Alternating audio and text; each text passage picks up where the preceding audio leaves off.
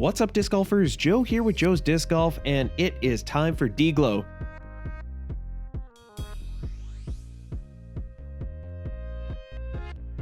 Now, I know you're asking yourself, what happened to the European Open? Well, it's over. It's done with. Game over, man. Game over, man. But no, we're here talking all things DGLO because everybody is coming back in town. And if they aren't in town yet, they'll be back in town soon. And when I say back in town, I mean DGLO is just a couple of hours away from me.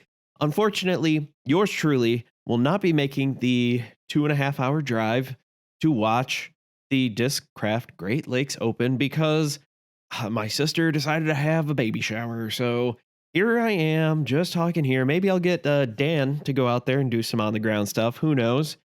But I want to take a quick moment here before I get too far into this and say thank you to everyone who has subscribed recently as about Friday or Saturday last week. Thank you all for subscribing. I appreciate it. Maybe you liked what you saw. Maybe you thought I was funny. Maybe you thought I was just funny to look at. Maybe you played a drinking game to the random crap I said. I do want to apologize for the terrible audio quality for the last couple of videos. I am sorry about that. There is something that has gone on because the mix that I have on my computer versus what is on YouTube did something with the music. It got cranked up. I have no idea what's going on. I really have no idea.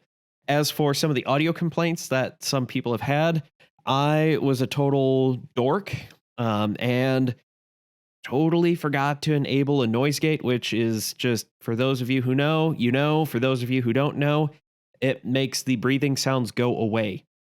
So that's essentially what it does. It does other things, but that's, in a nutshell, that's what it does.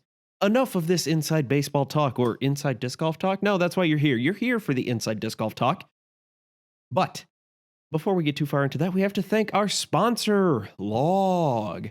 What rolls downstairs alone or in pairs rolls over your neighbor's dog? What's great for a snack and it fits on your back? It's Log, Log, Log. It's big, it's heavy, it's wood. It's better than bad. It's good. It's Log from Blammo. Now, if you are not used to one of these preview shows, and good Lord, that is a majority of the audience because I have been neglectful here in the last couple months and not doing these as I should. I want to apologize again for that. Again, these influx of new subscribers, thank you so much. You have given me a lot of positive feedback.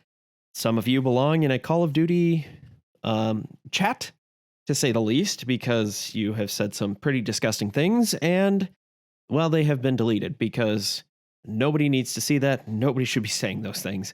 But I can honestly say I've only gotten rid of a handful of comments that were truly horrific. If you criticize me, go for it. Be my guest. I'm all for it. Maybe there's something I didn't think of. Maybe not. Who knows? But now that that is kind of out of the way, we're getting into DGLO. DGLO. It's come around again. Toboggan. We are going to Milford, Michigan. Coming up. Oh, it's so exciting. So very exciting. But what has happened in years past? Well, since it's really moved to the toboggan course and really just been the toboggan course, we've had a few different winners here. In 2018, it was Paul Macbeth taking it down, shooting an amazing, historic, I believe it was second round, maybe third round. I don't remember. One of the rounds, it was 18 under par. It was beautiful. It was amazing. It was before I watched a lot of disc golf, so I had to go back and I had to find it. But you can find it, ladies and gentlemen, if I remember. And if I can find it, I will put a link in the description below, which is also where you can find the chapters. YouTube doesn't always put the chapters in the little scroll bar at the bottom, the timeline. So if you are looking to skip ahead, there should be chapters down below.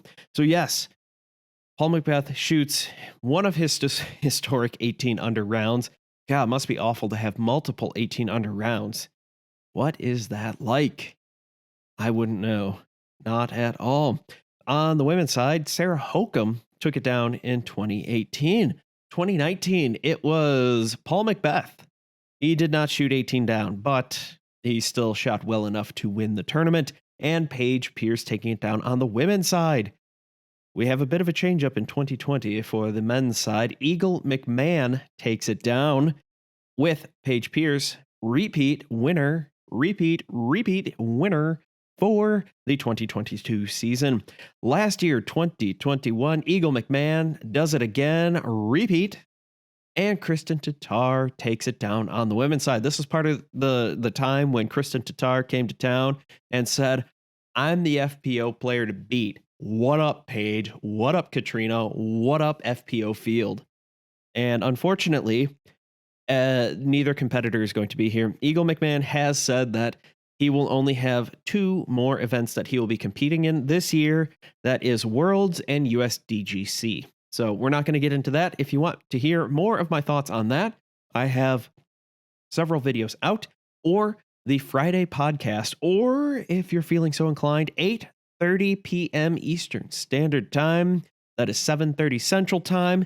You can do the math to get whatever time zone you're in, and you can watch it live on YouTube, Twitch, or Facebook, whichever. If you watch it on Facebook, congratulations, you'll be the first one. Nobody watches it on Facebook, but it is still an option there. So that is all the excitement that we have so far. That is what the previous champions are. That was the historic event. One of them, one historic event. Paul Macbeth, 18 down at Toboggan. One of his greatest rounds ever. Now, straight from UDisc, this was originally a temporary course for the 2000 Worlds, but it has been an official course of the U.S. Amateur Disc Golf Championship since 2002. One of these days, yours truly might qualify, probably not. I'd like to think I would. It's so close. It has hosted the Great Lakes Open since 2018. Several hosts have been updated for the 2022 U.S. Amateur Disc Golf Championship, and concrete tee pads have been added. That has been sorely needed. That is one upgrade that has been a phenomenal addition to this. Before, they had temporary tee pads that were fine. They did all right. They did great, but it took a lot of work. It took a lot of effort to make sure those tee pads were great. This course is open for a couple months each year, and so anytime the weather is not horrible, not crappy, not thunderstorming, that course always has people out there Monday through Sunday, essentially, 7 days a week, 24 hours a day. No price is too high. No fee is too high. We'll do it. Ghostbusters, hey. But that is kind of what's going on there. So now they have concrete tee pads. Hopefully they are better than the Idlewild tee pads, because those, as soon as they got a little moisture on them, turned into ice rinks. Concrete freezes when it gets soaking wet. Also, when you don't put grooves in it, they just need to be updated. I know, I say this like it's a cheap, easy thing to do. Concrete work is crazy expensive. I know, I've helped to put in some tee pads at my local club, so I get it. The course is still temporary. The baskets are going to be in the ground from June to early July, and then again in October. So if you didn't get a chance to play yet, like yours truly, you can still get out there in October. I can't wait to get out there. At 10,000 feet, this is a championship level par 64 mix of huge elevation changes. If you've watched any of the coverage, some iconic shots, which I think they've changed up a few of the holes here a little bit, where you're just throwing straight up a ski hill or down or across a valley, and it's so much fun. I never understood, I still haven't played, so I don't fully understand, but never understood how crazy distance you can get when you're throwing down massive, massive elevation changes. I was fortunate enough to play down a ski mountain in Michigan, obviously not toboggan, but it's crazy when you're just like, yeah, I'm gonna rip this 7-speed over 400 feet, and your name's not Garrett Gert, the Eagle McMahon, Ricky Wysocki, insert any pro with huge arm.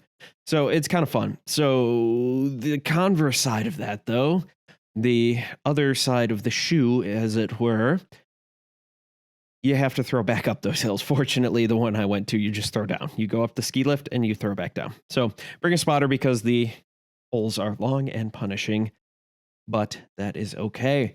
On the MPO side, there have been some changes. There are changes to 6 of the holes here. First of all, the course is now 10,763 feet, 604 feet longer than last year. It is a par 64. This is one up from last year. It is 600 feet longer, so that kind of makes sense. Hole 1 is a skosh bit longer. It looks very similar with the pin in a slightly different location. Otherwise, if you look at the caddy book, which should be up here right now, thank you, Mr. Editor, you could see that comparing 2021 to 2022, it is basically identical. It's 39 feet different. It had to probably do with where they're putting the where they had to put the pin or where they had to put the T-pad just to change things up to make everything work for these permanent T-pads. Hole 9, 101 feet longer, completely different pin location, slightly straighter shot than that sweeping backhand that they had in 2021. So it's a straighter shot. You still have the woods to deal with. You still have elevation to deal with. Still a difficult shot, but a ton of fun. Hole 10, they really backed this one up. It is 222 feet longer. This is a much harder backhand or turnover shot. Depends what you got. You know, if you're James Conrad, totally a backhand. If you're Ricky Wysocki, it's a forehand shot, probably. I'm not saying what they're going to do. I'm just saying what they're likely to do. This is a steeper elevation change. It is overall roughly the same elevation change, but where it was a gradual, at least according to the caddy book from 2021, to this year, it's like whoop, straight up, as opposed to a nice 45-degree incline up. Moving on to hole 11, this is 142 feet longer, completely new location. This is a long forehand downhill hyzer. I believe the elevation change, and I will have this up here as a nice, beautiful graphic from the PDGA and Disc Golf Pro Tour, is a downhill, and it is like 60 feet downhill. It's awesome. It looks so much fun. Hole 12, there is an error on the caddy book. At the top, at the beginning, where they have just the holes and the distances and the pars, it has it listed as 244 feet. On the sign, on the caddy book, it is 344, which that math checks out because I went back and forth for probably 10 minutes just trying to add things up, trying to figure out how am I off by 100 feet? Well, someone had fat fingers, been there, done that, totally get it. Honest mistake, get it, whatever. Honestly, I don't think anyone's really looking at that first bit of the caddy book. If you're out there, you're just looking at the signs. So 344. No change there. Hole 14, last hole that was changed. It is 100 feet longer. Pretty much the same shot as 2021. They just backed the tee up about 100 feet. So not too bad there. The FPO also saw some changes. There are still plenty of holes where they throw from the same tee. They throw to some different pin locations. They also throw to a few of the same, or throw from different tee boxes to the same pin. So either different pin or different tee. Sometimes it's the same. Sometimes they go samesies. It's okay. It's okay. Same. It's fine, but different. 8,955 feet. This is 200 feet longer than the year before, so not a big change. Par is 67. Again, up one from last year. Not a big change. It is 200 feet longer. Makes sense. Hole 1 is one of those holes that they'll be throwing the same pin and same tee as the men. Again, looks very similar to last year. Wooded course, up and down the hills, 39 feet longer. Hole 9 is a mind-boggling. I don't even know how they're going to deal with this. This is where all the extra par strokes went. Hole 9 is a lot straighter and it's a lot longer. It is a sweeping backhand. It is 10 feet longer. That's just because they're using the same tee pad as the men. So they changed things up a bit. They brought it in shorter for the men and technically made it longer for the women. Not really a big deal there. Hole 10, 79 feet longer. This is a far more difficult forehand hyzer or a gentle turnover backhand. Depends what you got. Sarah Hokum, forehand all day. Paige Pierce, probably turnover backhand. She's pretty good at those. We'll see. She can also bust out a forehand if she needs to. I don't know what the line looks like. Sometimes if you can do both, sometimes the forehand's easier, sometimes the backhand's easier. Depends how you want the disc to finish. If you're worried about that flare skip, then you probably go with the backhand turnover. If you don't care about the flare skip or it doesn't really matter all that much, then you go with the forehand. Depends. Forehand dominant player here, so I'm always tempted to go with the forehand, whether it makes sense or not. Hole 11. 72 feet longer, completely new location, longer forehand hyzer downhill rather than up the same hill in 2021. So there you go. That's about it. Those are the course changes. What can we expect here, scores wise? Obviously it's possible to shoot 18 down. Anything is possible. Am I going to see that? Probably not. Depending on the wind conditions, those are going to be different. I could honestly see, this is a 3-round tournament. I could see the winner being right around, on the men's side, right around 32, 33 under par. You're shooting about 10, 11 down. That again depends on the wind and the weather. I believe they're supposed to, as of right now, this is Wednesday when I'm recording. Nope, I take that back. This is Tuesday when I'm recording. Wednesday when you're listening. Right now, it looks like they could get rain at least one day. Winds could be up at least one of the days. By the time you listen to this podcast, by the time you watch this video, the weather is going to change at least a dozen times. It is going to be a thunderstorm, tornado, hailstorm. It's going to end up raining frogs at one point, probably, maybe a blizzard. And then look at this. It's all sunny, sunshines, rainbows, puppies, and kittens. So it's still far enough out where that's my weather prediction. I should be the weatherman. The weatherman is going to change, man. It's always changing, man. And that's your hippy dippy weatherman with the hippy dippy weather, man. So my predictions. Who do I think is going to take this down? Well, we have a well-rested Gannon Buhr, who I believe is going to take third place. We have a very, very well-rested Chris Dickerson. And that's who I think. Those are three. Those are two. I was thinking Ricky. I don't know. I was kind of on the fence with Ricky. He didn't have a great European Open, but at the same time, after round one, seeing how far ahead in round two, after seeing how far ahead Eagle and Paul were, it was just, those two were playing so good that, everybody's fighting for third place, and maybe he took the foot off the gas a little bit. I don't know. Maybe, who knows? I'm speculating, pure speculation, but I think he's going to get back, and it's not going to be totally his cup of tea. I hope I'm wrong. I don't know. We know Eagle McMahon is not going to win because Eagle McMahon is not playing. And I have Paul McBeth. He has had a lot of success here. He's had a lot of success at Toboggan over the years.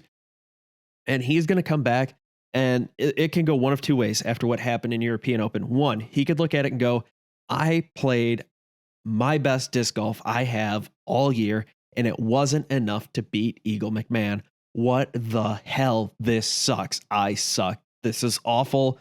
Downward spiral. Option number two, which I'm thinking of, is I played out of my mind and that little son of a gun beat me. And I say little, but like he's like 8 inches taller than McBeth. That son of a gun beat me. Ain't happening. I'm coming out here, chip on my shoulder, and 18 down, I'm going to do it 3 times. I don't think he's actually going to do it 3 times, but you get what I'm saying. I think he's going to come in, he's going to have a chip on his shoulder, and he's like, yeah, screw you guys. You should go home because this right here is the Paul McBeth show. And that's it.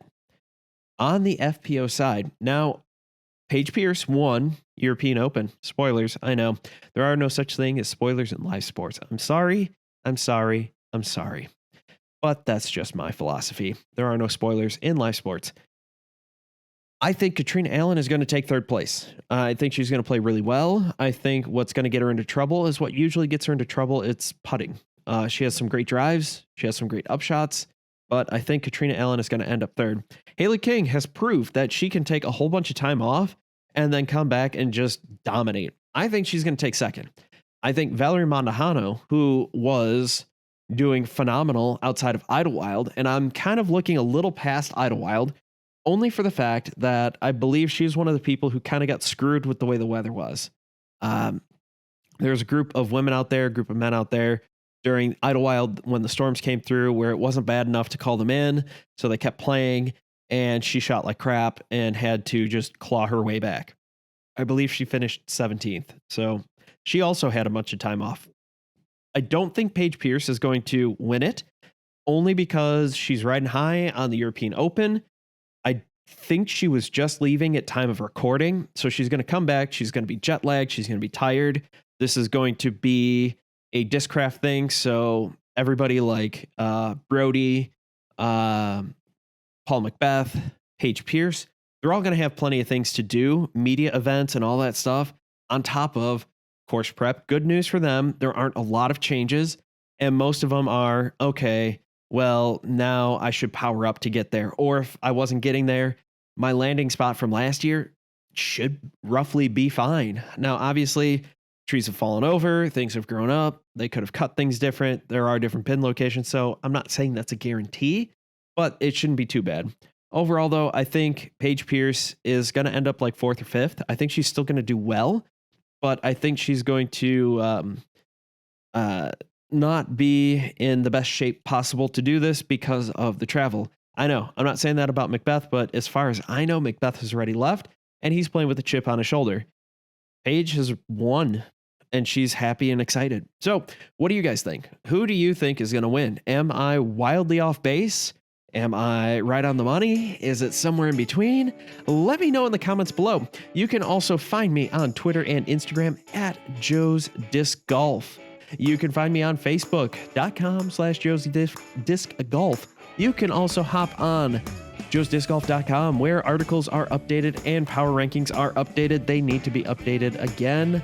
Hopefully that will be out by the time you guys listen or watch this podcast. If you like listening to me, you can catch the podcast wherever you get your podcasts, or on Apple, Spotify, Google, all the major podcast locations.